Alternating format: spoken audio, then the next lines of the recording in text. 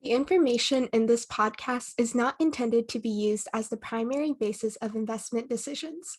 Any forward-looking statements are not guarantees of future performance, and actual results may differ, or other factors may change. Welcome to Making Sense, the podcast for anyone interested in diving into the investing and startup space. Hosted by us, Emma and Carmen. We are interns at Red Thread Ventures, an investment and advisory firm based in Vancouver. From interviews to startup advice, we will take you on our journey as we learn more about the finance industry. With that being said, let's get right into today's episode.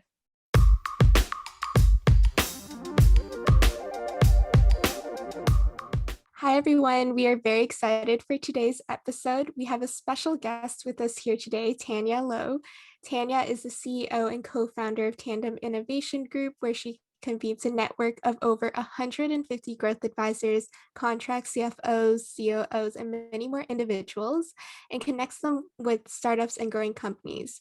Tania is also the co-founder of TheVenture.Fund and is passionate about women-led entrepreneurship as well. So we're ready to dive into an entrepreneurial-focused conversation with Tania here today. So with that being said, Tania, how about you tell us a little bit more about yourself and what a typical day as a female serial entrepreneur looks like for you? Well, thanks for inviting me to have a chat with you both. It is full of amazing conversations. I cannot believe how many different conversations I get to have with different folks across the world these days, and mostly focused on providing connections to people that I've come across in the past, all in the name of what we're calling here venture building. The idea that we all come with a lot of different experiences and perspectives. And sometimes those experiences and perspectives joined with others can become some amazing magic sauce that becomes what we see as interesting companies that have kind of sprouted from putting those pieces together. And that's kind of my magic place. I like to connect people with other folks that are a good fit and enjoy each other's company and have a similar alignment in how they want to see the world and how their business can be a part of it. So it's a really fun job. We do a lot of matchmaking here and create a lot of magic. So that's my typical day, matchmaking. So exciting. Just going back a little bit, how did you kind of get involved in this? I know Carmen was mentioning you've been involved in helping grow startups for a very long time now. Was that something that you were always doing, always looking at? I got introduced to our good friend, Sean, probably about 4 years ago. Before that, I had a company called Momentum Magazine, where we were the voice of people wanting to see themselves in media that weren't cyclists in Lycra. So everyday people riding in beautiful clothing and on the streets of all the big cities in North America. There was this need to tell that story. And the medium we had at that point was way back when we had print magazines. And in that time, I built that business and had to pivot it to become a digital entity.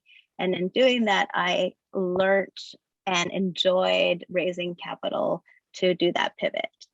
And when I did that, we saw a big change in the ecosystem for publishers, and there really was really hard to compete in that space. And it just meant that it was time for that business model to change, and the architecture we had wasn't going to be able to change with it. So we turned it around, and we are now a website that produces content and runs on a much smaller team. But I took all of that learning and applied it to businesses that were starting out. The idea of growing an audience, finding some traction, and telling stories in a way that people could reflect and see themselves in. That's when I was introduced to Sean. And we kind of both felt that businesses starting out get so much information thrown at them. I don't know, your four weeks here probably have so much great advice. What do you do with all that advice? How do you decide what comes first? What's important to me? What's important to where I am right now? And how do I decide? Do I just like drink the fire hose and then parse it out? It's pretty difficult. So what we discovered was it's really nice to have a trusted advisor kind of looking at what's happening in your business and approaching it as if it was also their business, like treating it with the love and care and the thoughtfulness as if they were a part of building it. And that changed how you would make decisions. And a lot of that has to do with having like very basic foundational pieces taken care of. That includes bookkeeping and things on compliance that are just, you can't get away from doing. They are 100% necessary, but you don't actually have to go so deep into it that it eats up all your resources. And I don't know, John is probably the first person to say, let's do less accounting. Let's build more business. So that's what we do here. We people come to us because they feel like they need accounting, and we're able to say yes, and you only need this much right now.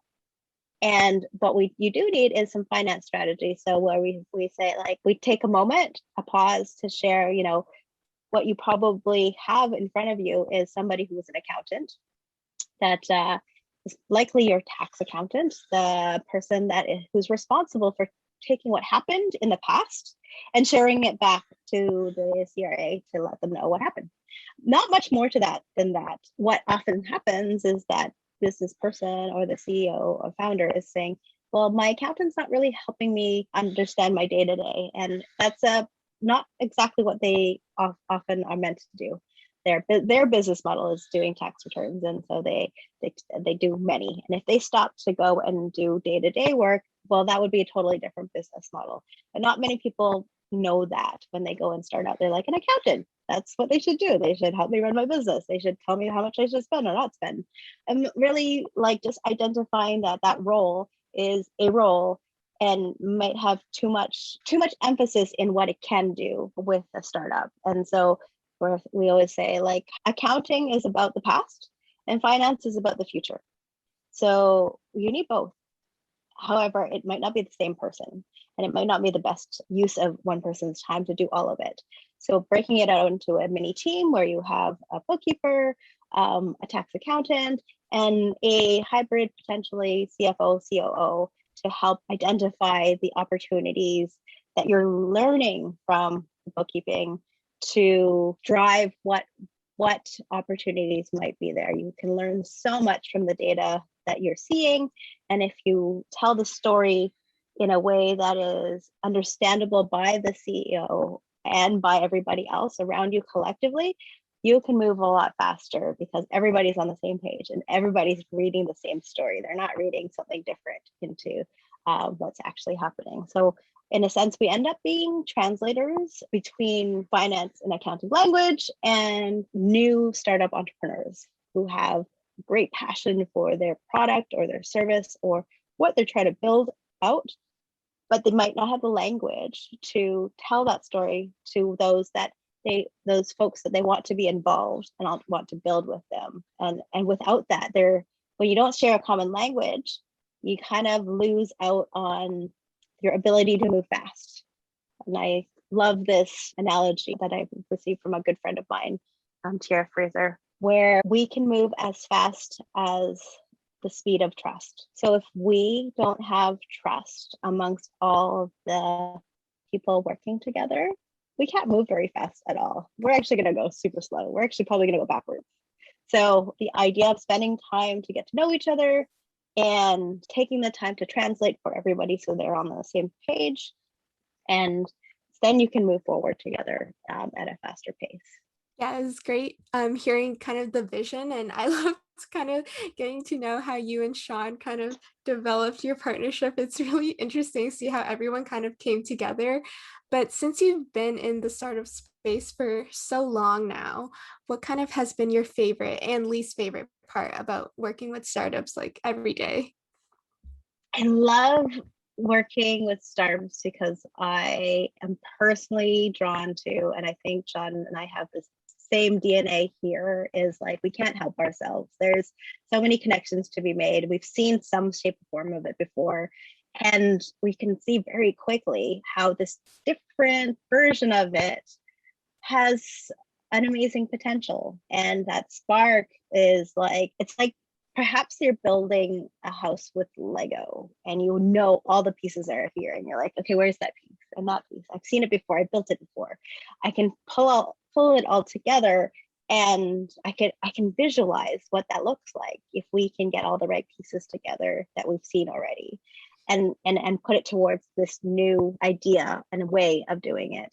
I think what for me, I enjoy finding the spirit of why we're doing it and looking at all the challenges that don't allow us to get there. So I would say, like, there's a word that we like to use called being an edge runner.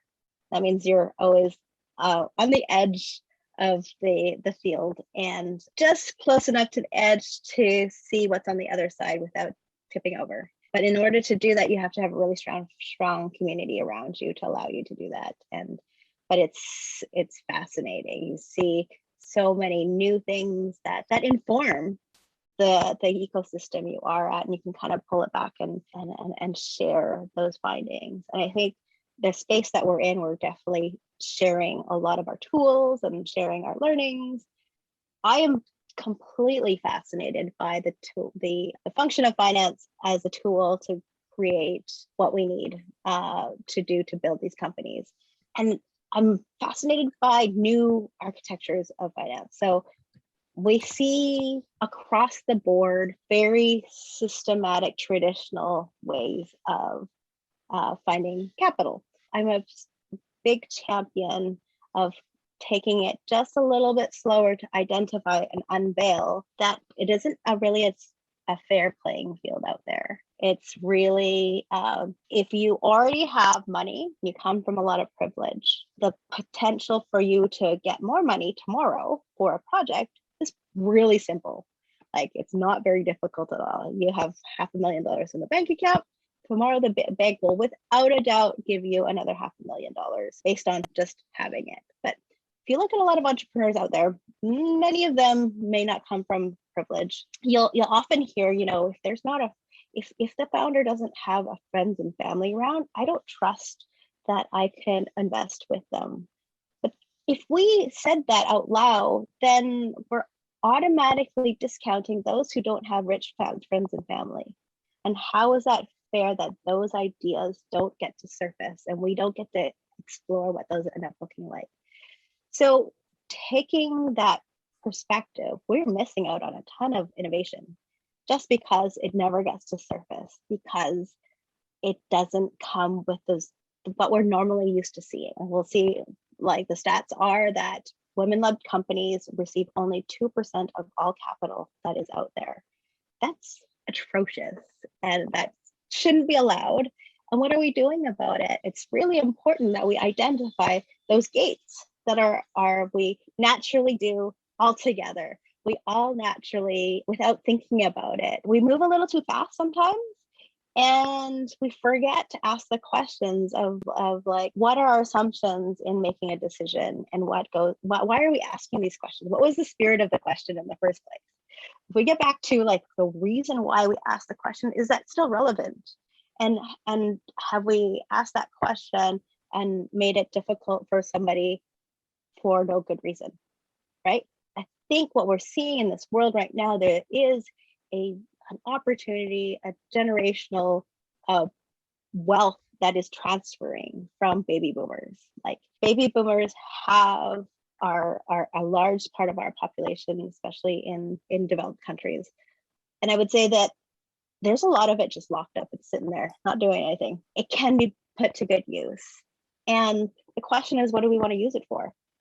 Like what I think it's really important for all of us to intentionally ask ourselves, what do we want our money to do for us?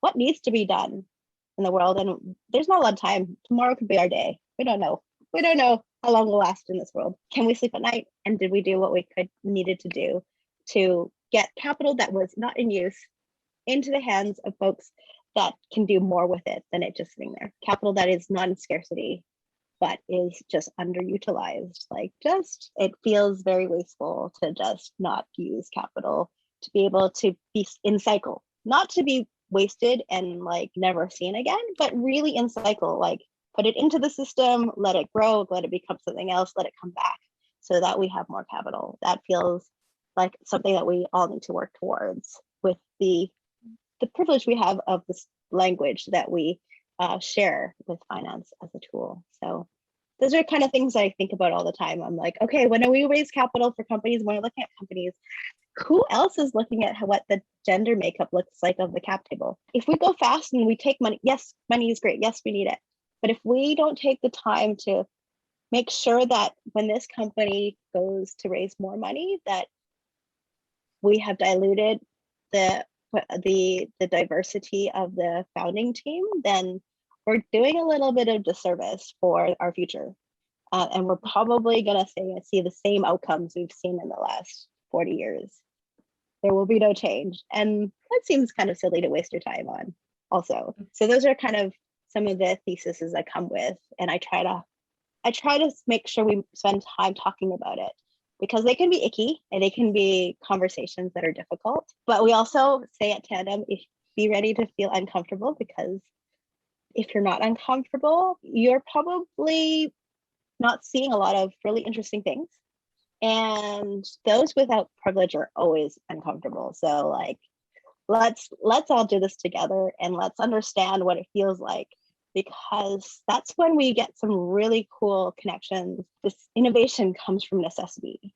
And when you're uncomfortable, that's where we have that innovation come through. So I would say like there's very little innovation that happens when you're super comfortable. You don't really need anything. So what you might innovate in a place that's not necessary. So those are really interesting places to think about when we are in a place where sometimes we're looking for a job and we're looking to just pay the bills and build our personal equity. I think it's easy for people to not stop and think about that because it hasn't affected them. And so my role here is to give that opportunity for those conversations to happen.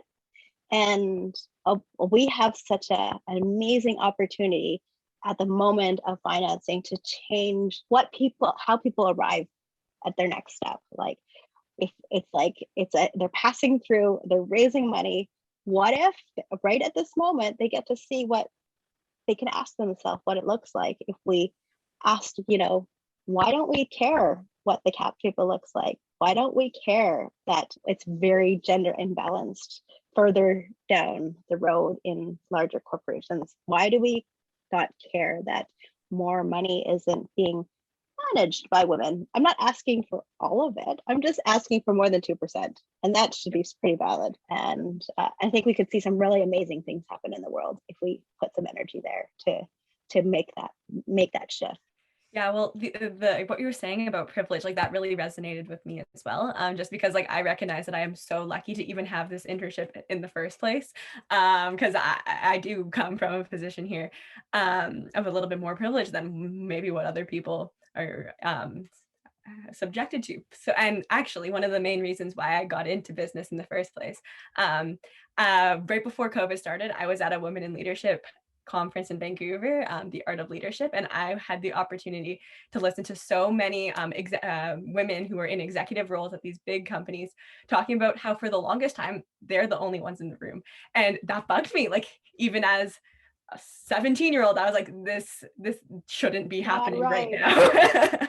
Yes, so that's something that I am yes, yeah. And so ever since then I was like, hey, this is something that I'm passionate about as well. I just am a little bit curious how you've talked a lot about Sean and your relationship together. I'm curious to see how your experiences growing this business has differed maybe from his as a white male person, because even though you were going on this journey together, I know that there's been so many differences on the two of your paths. Oh, yeah. I think it comes down to we're both super open to having a conversation about what that looks like. I think we're a pair, and that maybe like we acknowledge like the space that we're in has a lot of constraints in time. Like, and that constraint in time can create time apart. It's like any relationship at all. You need to make time to make sure you're evolving at the same pace. And a business evolves like constantly. And so there's just a real necessity also to be on the same page and check in and have ways to know that we're all learning new things really quickly. Sean and I probably are both sponges in terms of like, I like, oh, I just learned something new. Oh, another new concept, right? But those inform that next person that is you. So I'm not the same person I was yesterday, nor was I the same person I was a quarter ago or 4 years ago. And Sean as well, and you both will be a completely different person. Not, I would say completely, but you will have evolved because of your experiences and what you see. And that doesn't always mean that the person next to you that you are working with has evolved at the same time. You need to make space and time to have those conversations and evolve together. And know that those times that you evolve, they might not always go in the same direction, but you have to be in a place where you can have a constructive conversation about, is this the same architecture anymore? Does it need to change? Does it need to have a different home? Does it need to have a different shape? And being open to that. So I would say like it's constantly changing, especially in 2021. Like so many things are more important today than they were yesterday. So we become more attuned to what's more important to talk about. We've had COVID, which showed a lot of systems that were broken and a lot of systems that made things more difficult for specific demographics and much easier for other demographics. We're seeing the need for us to be conscious about our decisions in the makeup of our organization. And we have to stop just waiting for things to change. We actually have to do something about it. Like I spend a lot of time with the Tandem team ensuring that everybody we bring in, like, let's not bring anybody in unless we are seeing where our diversity splits are, our gender splits are. Are we making decisions on timing of meetings so that they're welcoming to everyone that may or may not be able to come or show up? I think I'm just particularly attuned to that because you come from what you know and see. And in this space, we can go really fast and we can miss those things. And so there's that balance. I think we have that kind of good balance of like, I'm probably one of the most open people to ideas.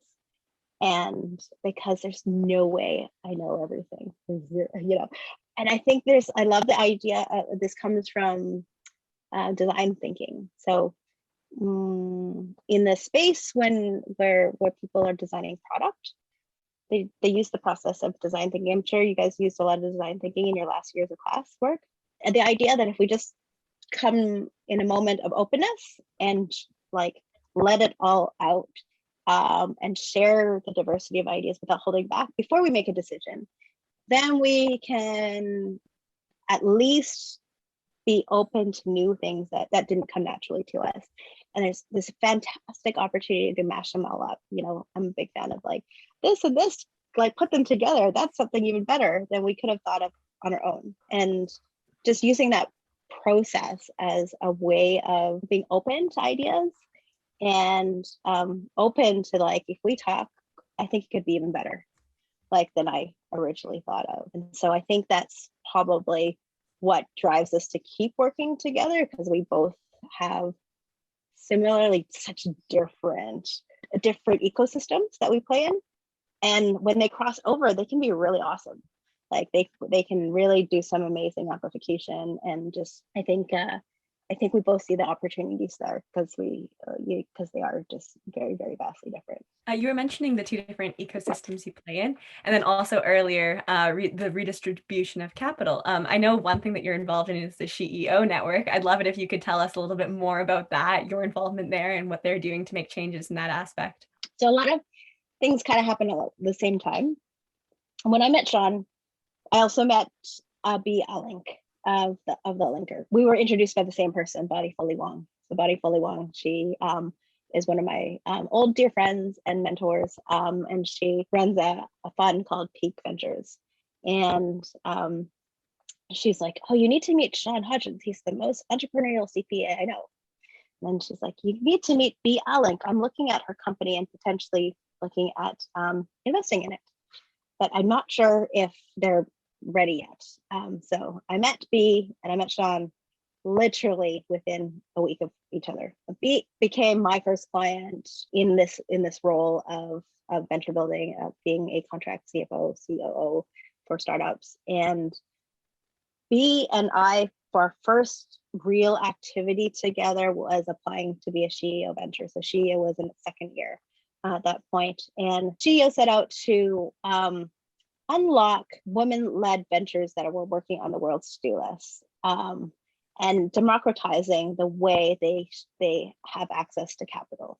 And through, so CEO, how CEO works is women every year donate $1,100. And I wouldn't say it's a donation anymore. It's more of like, it's a membership because they provide so much amazing programming and connections and networking with your $1,100. It's like the most well-used $1,100 possible in a year to connect with great resources and people and ideas sharing. So what happens is entrepreneurs, they apply, they only have, I think, a set of 7 to 10 questions, which is much shorter than most applications for financing.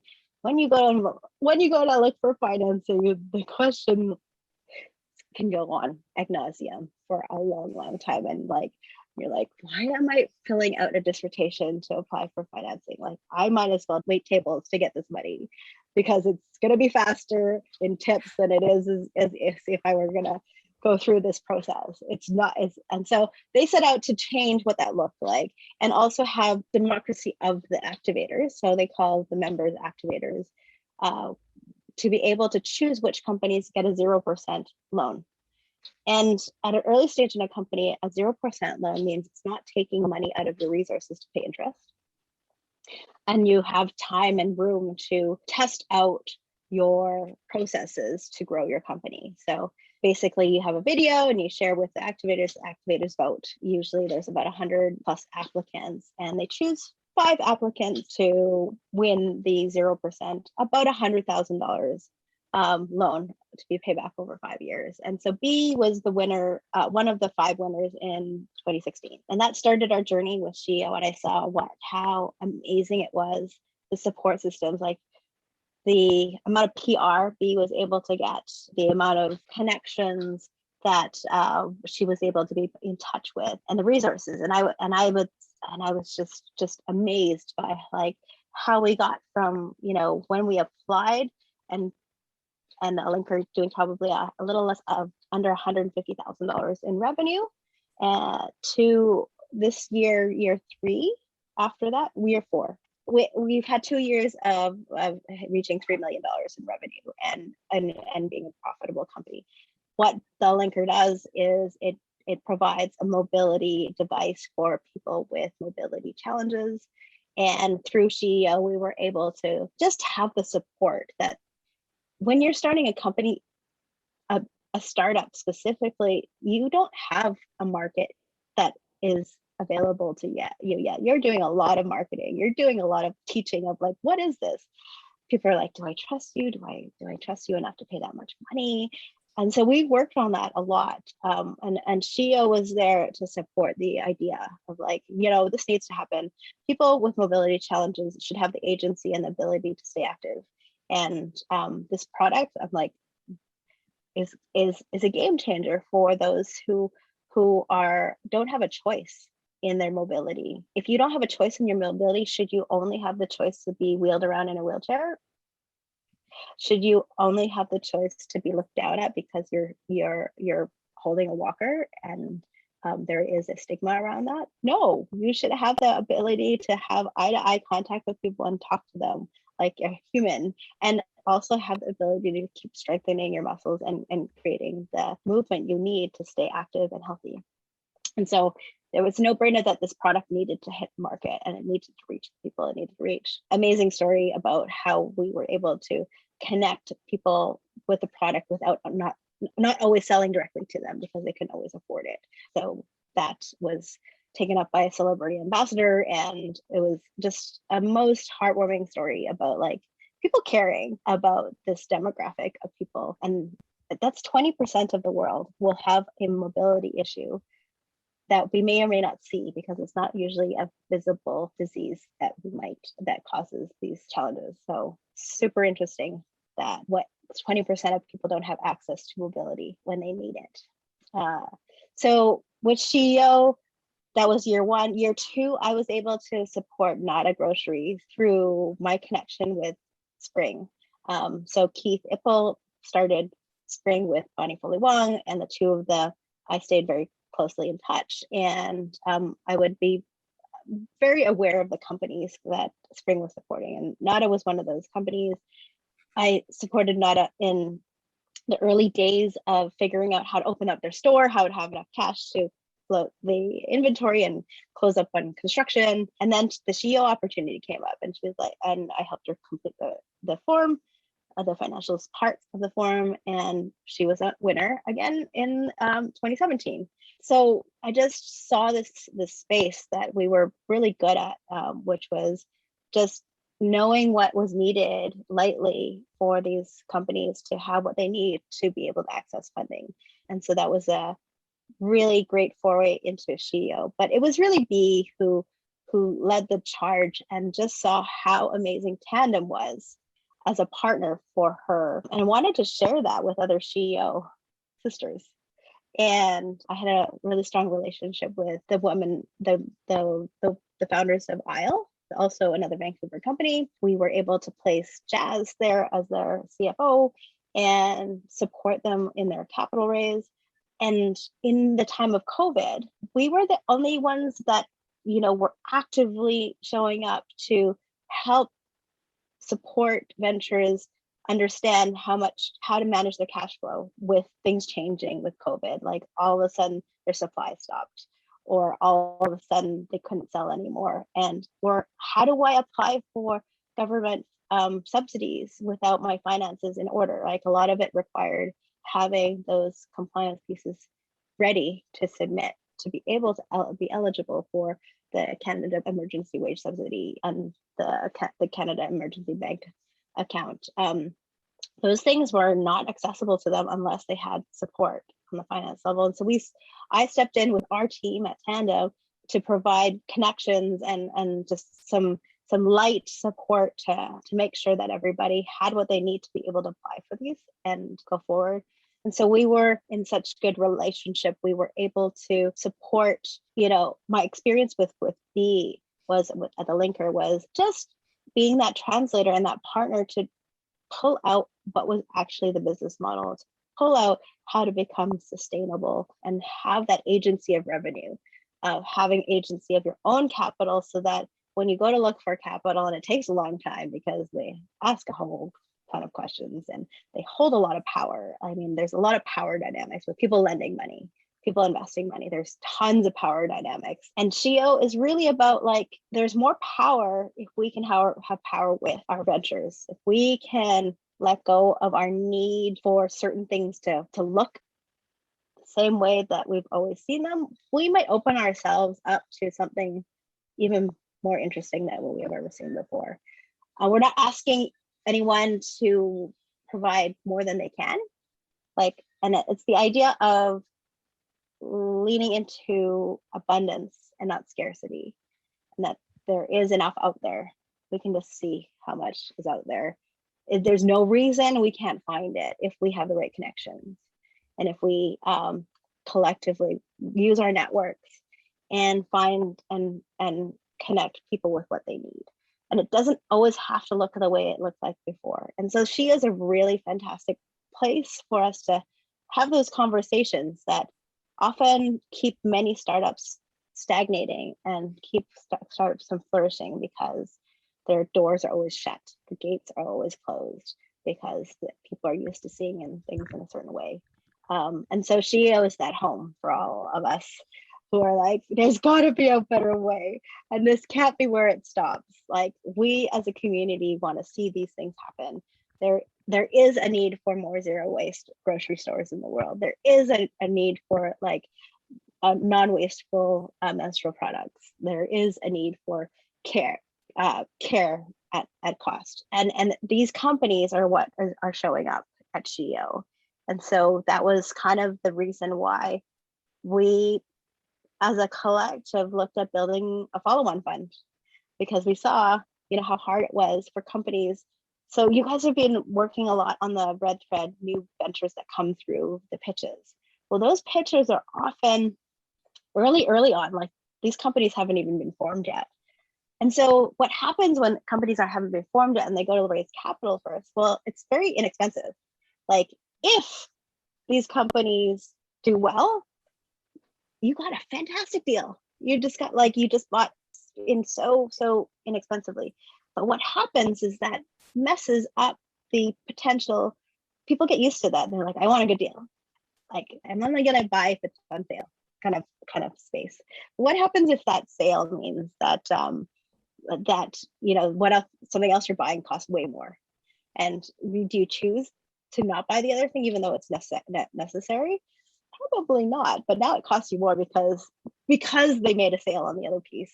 You've messed up your own relationship with your mental connection with that cost. What happens too often, and not all the time, but you get used to investing cheap. Like, you get used to investing at a great deal. And who doesn't like a great deal? Everyone loves a great deal. And nor should you not have a great deal from time to time, but it just can't be all the time, right? There has to be a balance in the portfolio. There has to be some space there. And so what makes it hard for companies that are further along, that are more baked and are not this huge risk, but still risky, they cost more. Their investment costs more, and there are very few investors looking to invest at that later stage, but only because the trend is not to do it. Like, the trend is to on the angel space is to get a really great deal early on, and 1 of 20 will do well. And what if you only invest in 3 companies and 2 of 3 do well, or 3 of 3 just continue and you get your money back? Like, what if the win isn't so big, but everybody actually thrives? Those are conversations that don't happen because nobody has time to have them. Those are conversations where we have like 1 million incubators and investment clubs across the globe, and they fit into this pre-seed stage. And then there's this big gap before like a Series A and the VC space, where they're taking it and expanding and commercializing at the next level. So what about all those companies that need a little bit of capital just to get to that point? Are we leaving them to kind of fizzle out because it takes them 2 years to find financing? Or are we going to support them so that they can actually get to the next level and take that next leap?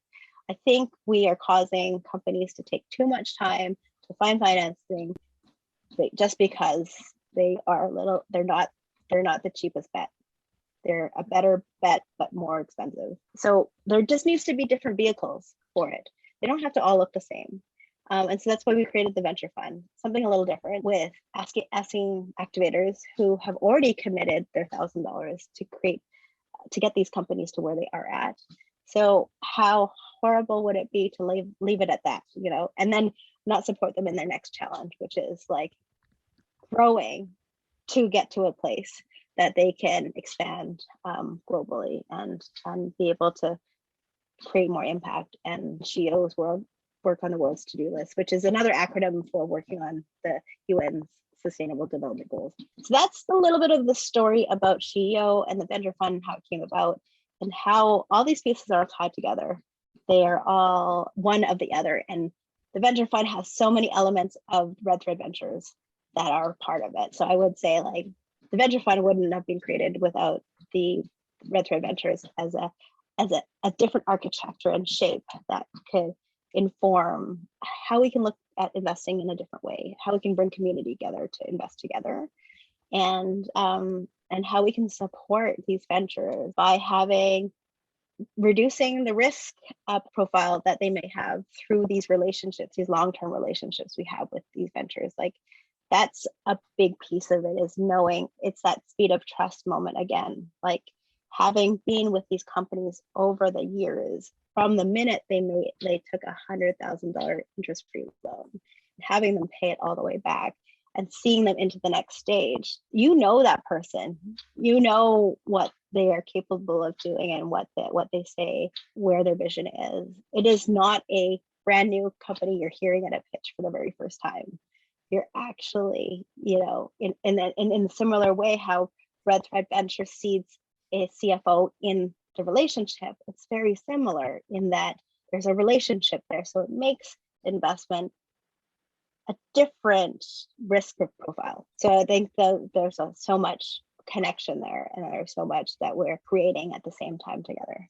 Yeah, for us, it's been interesting working in like a web of like different networks, like how RTV is so closely tied to Tandem, and then there's SheO, and we've heard nothing but good things about SheO, and we actually attended the spring activator like finale, and that was really interesting to see so many different pitches. So you mentioned Nata and Isle and how much you like those companies. I actually got to see the Nata storefront, and it was really interesting to see like a company we were talking about in real life.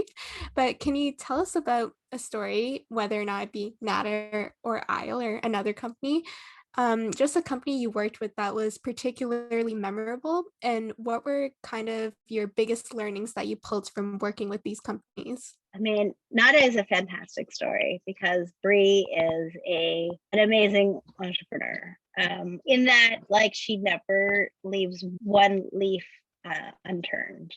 Like, she will turn over every single leaf out there and make sure that she has taken the whole landscape and searched far and wide for all the possible resources out there. And I mean, that's what you do when you're in need. Like, you just go and do that. And what happens is it surfaces amazing relationships and amazing people that you can connect with.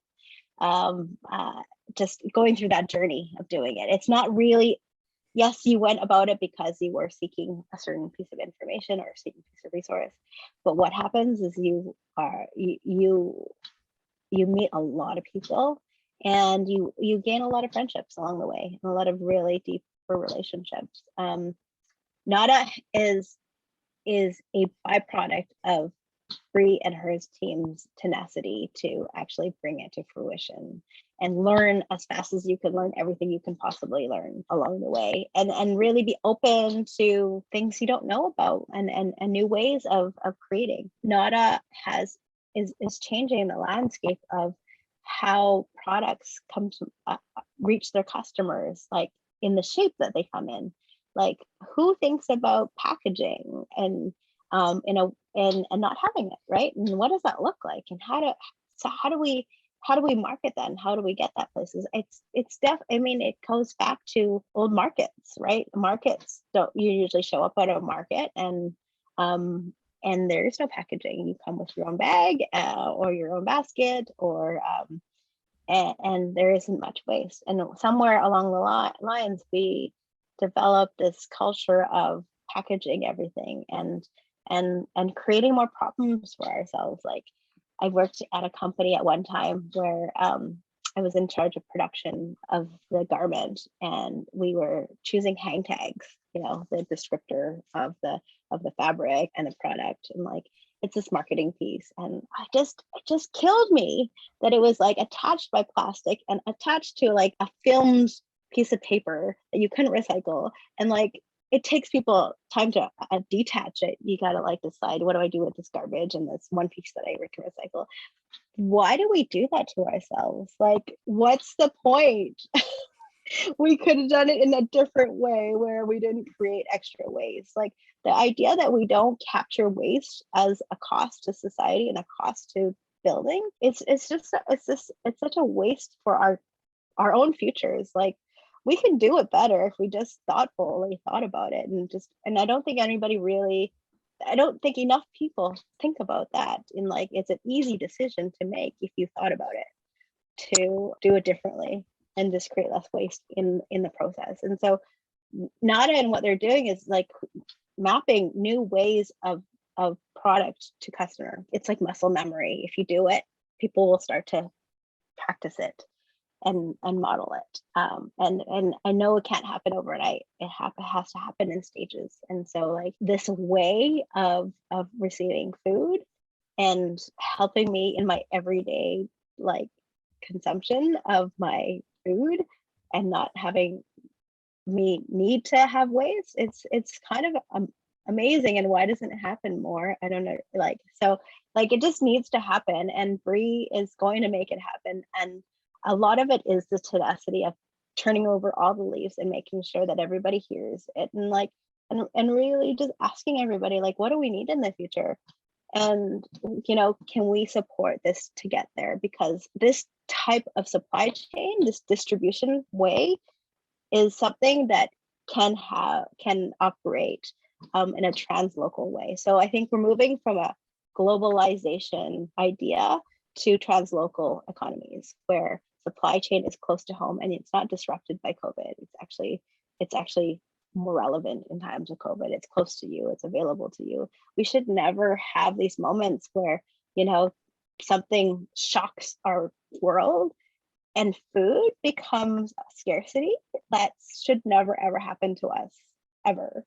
And we can rebuild old ways to make sure that that's not a problem for us in the future, and that should be everywhere. That should be ubiquitous, and that is something across the world that everybody can relearn and be a part of. So that's going to be an amazing company in the future. And yeah, it really probably just takes a moment to think about it, like, because we're all used to buying groceries, and not everybody's really thoughtful about, like, you take it home and then you put something in the garbage before you use it. So that mechanism of, I don't know, I think folks that are younger see it more, because you see, like, what have we done to our future? Like, how much cleanup do we need to do in order to like see a future for ourselves? Like, it's not fair that we lived in this abundant space for so long and didn't think about what this means. And so the idea that we can do, there's totally enough money in the world. If you read PitchBook every day or Crunchbase every day, you can see how much capital is going to whatever out there. There's some really great things that it's going to, and there's a lot of like, is that really necessary today? Like, so I totally believe there's definitely enough money to fund the things that we need to fund. We just have to be thoughtful about like the diversifying where money goes, and being thoughtful about it, about like getting a deal sometimes, not all the time, and what that does for the whole ecosystem, because we have the power to do a lot more, and we're in a space to be able to do a lot more with it. I don't know. Some might say radical. might say hyper necessary thoughts in this space. Yeah, definitely. I think Nada is really such a great story. But so far we've heard a lot of highlights surrounding entrepreneurship and working with startups. And as we know, business is not all rainbows and sunshines. So what has kind of been a big challenge that you've faced before that you had to kind of overcome to get to where you are today? Or do you have a really significant failure story, and what did you learn from that?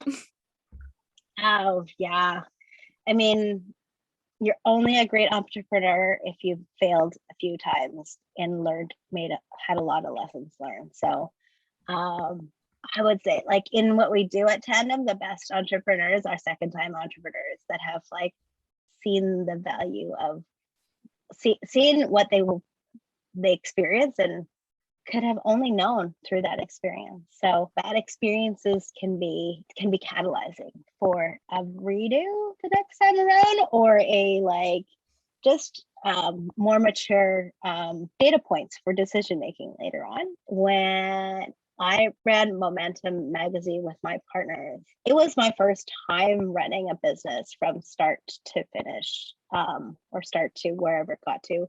I think I held back a lot on the, I would say this might also be like a trait for women, is we tend to be better at deeper listening, because deeper listening is a skill that is, I would say, learnable by everyone, but sometimes comes more, sometimes, not all the time, sometimes comes more intuitively to women, which is listening a little longer before speaking up and forming your opinion from many data points before speaking up. And that can sometimes mean that you don't get heard, or you get looked at as being quiet and with nothing to share.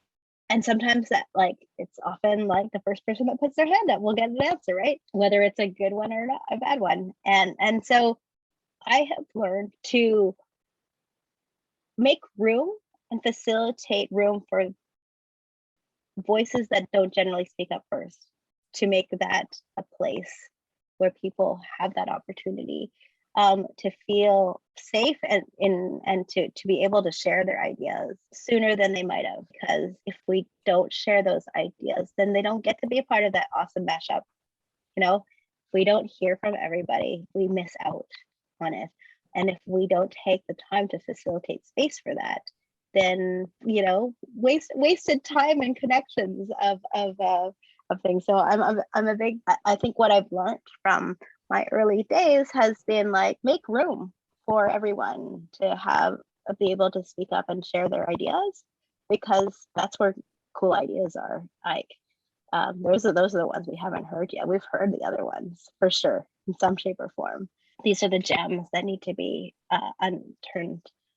discovered. I think that was one of the things I learned from running Momentum. I really should have, I don't know, maybe it sounds like I speak a lot about the underutilized innovation from women, but I was in an industry full of men, in the bike industry, for 8 years. Everywhere I turned, my partners and I were the only females, left, right, in front of us. It was great because we always stuck out. You could, in marketing, all you want to do is stick out, right? You really want to be that one. You don't want to mix into the crowd. So that worked in our favor a lot. But conversations about how to do things, what new products should be out there, we didn't ever have the majority of voices to push that as a market that was viable, right? So we actually had to go and create, I think, my favorite thing we did at Momentum was first founder and I, we walked around a trade show booth and we asked every single person that ran their booth, what does cycling for transportation mean to you? And all of them were like, we're in the bike industry, but they're like, I don't really ride my bike to work. I was like, well, okay, there's a huge disconnect here, huge disconnect. You are in the bike industry and you don't use bikes for transportation. And it was a little bit of a light bulb drop. And they're like, it's not that I don't want to, but I live really far from where I work. And so it was this new questions that came about. And that's why Momentum magazine existed, because there was such a need for that conversation. We need to make room for safe places to bike, so that biking to work shouldn't be a back of mind thing. It should be a front of mind thing. And what we did with Momentum is we created budget lines for companies to spend marketing dollars on urban cycling products and advocacy and communications. I think that was probably one of my highlights of my career there, was we created a budget line item in most people's marketing spends for that space. And I was like, if we hadn't done that in that, how much longer until people started making room and spending money there, right? Even if they're spending it with Facebook and Google, I don't care. At least they're spending money talking to people that are looking to be talked to, looking for those products and services. And so I look at that. That's what we're doing all the time. We're making new pathways of how to do business, and we're making new pathways of like what a normal day looks like. We're making new pathways of like how business can be done. And I think, like, if you look at it in a neurological way, like a very nerdy science way, that's what we do here, is we create new pathways that have been lost, perhaps, not that they haven't existed in the past, or they've just never been uncovered. And so I think that's why I'm here, and that's what we're here to do, is create new pathways for finance to connect with entrepreneurs that have probably not been looked at in a fair way because of our traditional systems that we exist in. So. What an innovative way to look at that. We actually just have one last question for you today. Yeah, sure. This is something that we ask all of our guests at the end, just because we are getting into this industry. We were wondering, what are some resources that you would be willing to recommend to either beginner entrepreneurs, people who are looking into going into the finance industry, either books, podcasts, websites, anything that maybe helped you along the way? Oh, my favorite book of all time is Dee Hock's book, and the book is called The Age of Chaotic Design, and I think that's what it's called. Those words exist. Chaotic design is in there. But that book and Dee Hock's story about how he created Visa and what he set out to do, and how it didn't quite get out to be exactly what he did, but he took on a giant project. The idea of connecting global systems to be able to talk to each other, global banking systems to talk to each other. And the way he did it and the process he shares is fascinating. It allows you to kind of relearn that everything doesn't need to be packaged in a project package. It means try things, and organization will emerge if we collectively know where we're going together, and we check in often and make sure that we haven't jumped too far forward, but everybody is working towards the same similar path. And that's how we can do big things in this world. And in that fashion. I love that book. It's one of my favorite books. Tapping into my favorite, there's a book called Make Light Work by Kate Sutherland. The newer version is called We Can Do This, but I really like the first version even more. And it really talks about somatic references. It's the same idea of these neural pathways of doing things. Well, we've done things for a long time. If we can remember what it feels like to do a great thing, we can make decisions a little bit faster by remembering to ask ourselves how it feels when we make a decision. And there's just so many great ways to connect with people in that way, in terms of taking a moment to reflect that it's just not what I'm talking to you about. It's actually about the feeling we have of trust or of conversation, that we can have a conversation. Like, if we have a very cold conversation, we're not going to talk to each other again. And we might not, like, I might say something and it will definitely not connect with you because it's a cold experience, and it's reminding us something that we've experienced in our past. And that experience in the past really informs how we take in information today.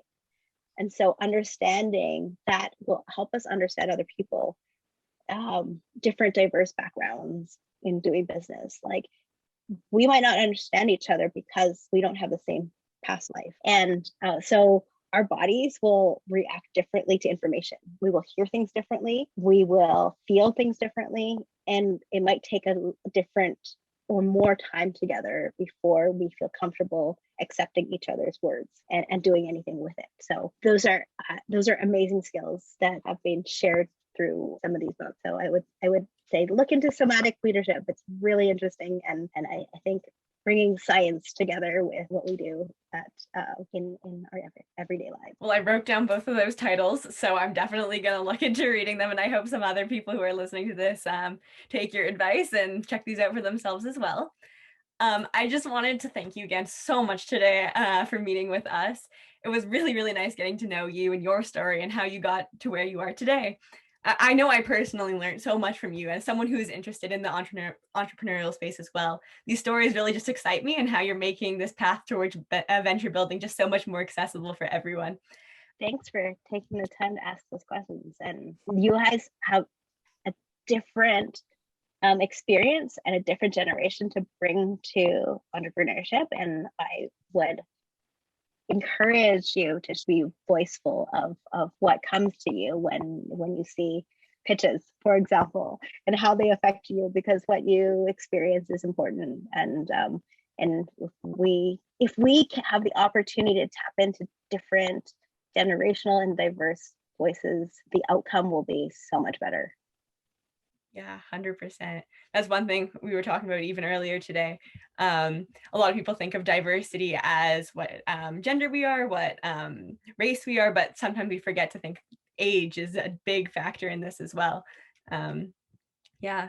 So thank you again. I also want to thank everyone for tuning in to today's episode of Making Sense.